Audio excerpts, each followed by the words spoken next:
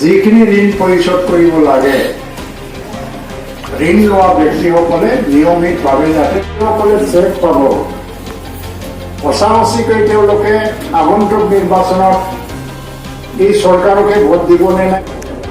गोबां समाव जोंनि आसामनि हिन्जावफोरा व्यक्तिगत पर्यायावनो हक एबा सेल्फ हेल्प ग्रुप बानायनानैनो हक फिसा फिसा बेंकफोरनिफ्राय लन लादों आरो बिसोर सोरबा दाउ फिनाय अमा फिनाय बोरमा फिनाय आरो खुन्दुं बायस'नानै फाननाय एबा बिदिनो बायदिसिना एन्टारप्रेनियरशिपनि खामानि मावनानै बेबसाय खालामदों। नाथाय कर'नानि समाव रांखान्थि हालोदा नस्थ' जानायनि थाखाय गोबां हिन्जावफोरानो ऋण लाग्राफोरा ऋणखौ परिशोध खालामनो हायाखै सुफुंनो हायाखै जायनि थाखाय बेंकफोरा बिसोरखौ बहुत हाराहास्थिगासिनो दं। ओंखायनो आसाम गभर्नमेन्टआ मोनथाम पर्यायाव पलिसिखौ लादों Assam micro' finance incentives and relief scheme. बेनि अर्थआ जाहैबाय मा जायफोर हिन्जावफोरा रेगुलारलि लन पेमेन्ट होगासिनो दं बिसोर जाहाथे आरोबाव लन लाबावनानै बेबसाय खालामनो बिनि थुलुंगा होनो थाखाय 25,000 एककालीन साहाय्य 25,000 सिम होनाय जादों बा सोरनिबा एमाउन्टआ 25,000नि गाहायबो जानो हायो।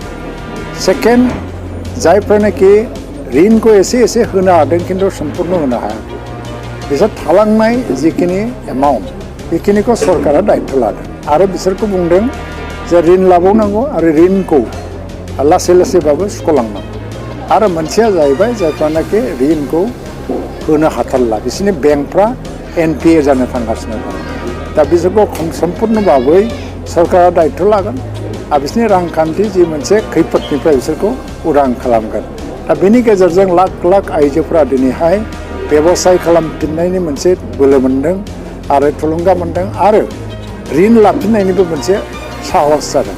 दा बेनि गेजेरजों जोंनि गाव ओनसोलनि रांखान्थि थासारिया जौगाखांनाय फैगासिनो दं। बे डक्टर हिमन्त बिश्व शर्मानि मोनसे दूरदर्शी बा फारसाइटेडनेस बेखौ लानानै जे मोनसे बिराद गिदिर रिभलिउसनारि मोनसे लामा बा आगान होदों जे गोरिब आइजोफोरखौ मदद होनायनि बेयो दिनै जाफुंनो थांगासिनो दङ।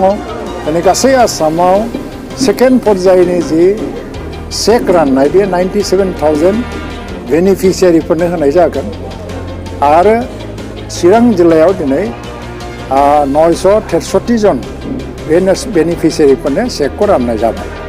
थ' बेनिखायनो बेनि गेजेरजों दिनै मोनसे हां मोनगोन रेहाय मोनगोन आरो गोदानै लन लानानै बेबसाय खालामलांनायनि खामानि मावनायनि मोनसे गोसोनि थुलुंगा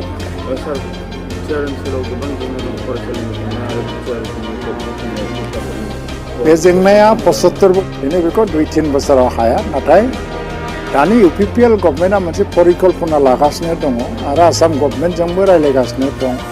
अलरेडि 10टा कलेजआ प्रभिन्सियेलाइज जानो थांगासिनो दङ बिनि सेलेक्सन प्रसेसा जाबाय थादों।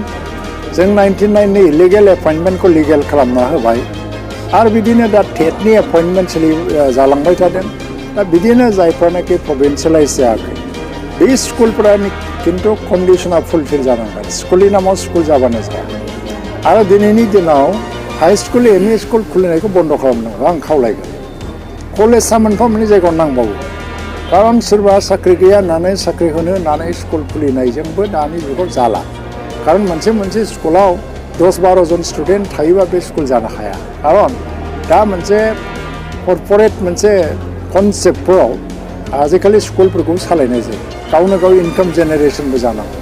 थ' स्टुडेन्ट एनरलमेन्टआ गैयाबा वेलफेयार कनसेप्टजों स्कुलफोरखौ गभर्नमेन्टआल' फान्डिं खालामनानै सालायबाय थानो हाया। थ' ओंखायनो दिल्ली मडेलफ्रा बिदिनो खामानि जागासिनो दं। गभर्नमेन्ट स्कुल मोजां जागोन जि दं मोजां जागोन नाथाय गभर्नमेन्ट स्कुला बांबाय थायोबा खिन्थु गभर्नमेन्ट स्कुला मोजां जानाय नङा। थ' जै दिन मोनसे सम फैनो हागौ 5 बोसोरसोनि गेजेराव